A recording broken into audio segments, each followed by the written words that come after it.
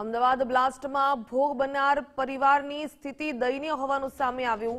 મૃતક પરિવાર કારખાનાની બાજુમાં જ રહેતો હતો। પતરાના શેડ નીચે પરિવાર રહેતો હતો।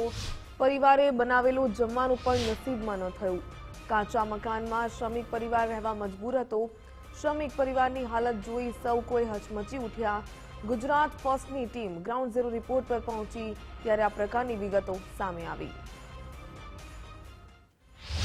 અમદાવાદના વસ્ત્રાલ વિસ્તારની ફટાકડાની ફેક્ટરીમાં ભોગ બનેલા પરિવારને એ દિવસે રોટલા પણ નસીબ થયા ન હતા।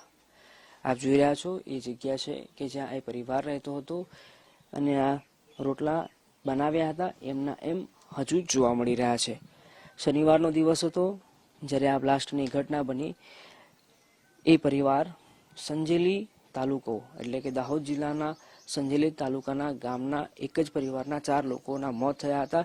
પરિવાર દ્વારા જમવાનું બનાવવામાં આવ્યું હતું પણ એ દિવસે એમને ક્યાં ખબર હતી કે આ રોટલા એમના નસીબ થશે કે કેમ, કેમ કે આ પ્રકારની પરિસ્થિતિ અહીંયા જોવા મળી રહી છે। બરાબર ઠીક તમે જુઓ કે જે બનાવવાળી જગ્યા છે એનાથી 10 કદમ ચાલો એટલે એમને અહીંયા રહેવા માટે એક કામચલાઉ શેડ ઊભો કરી દેવામાં આવ્યો હતો અને આ શેડની પરિસ્થિતિ તમે જુઓ કે જ્યાં જાણે કે પ્રાણી પશુઓને રાખવામાં આવતા હોય એ પ્રકારની હાલતમાં એમને અહીંયા રહેવા માટે મજબૂર કરવામાં આવ્યા હતા।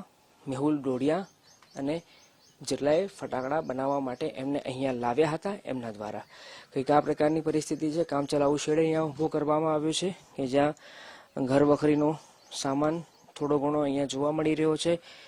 લાકડા છે કે જેના દ્વારા આ પરિવાર ખાવાનું બનાવતો હતો। એક ખૂબ જર્જરિત અવસ્થામાં એક ટેબલ ફેન છે। આ ઉપરાંત એક સ્ટેન્ડ પણ જોવા મળી રહ્યું છે, 2 ખાટલા।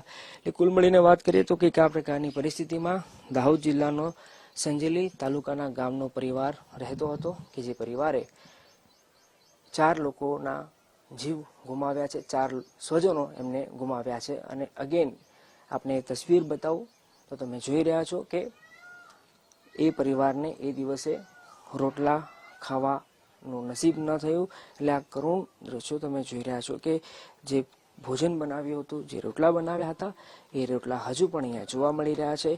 એ દિવસે પરિવારનું આયોજન હશે કે ખાઈ કરી એ લોકો કામ કરશે પણ કુદરતને કંઈક અલગ જ મંજૂર હતું અને આ બ્લાસ્ટની ઘટનામાં પરિવારના 4 સભ્યોએ જીવ ગુમાવ્યો। કેમેરા પર્સન વિજય પરમાર સાથે અર્પિત દરજી, ગુજરાત ફર્સ્ટ, અમદાવાદ।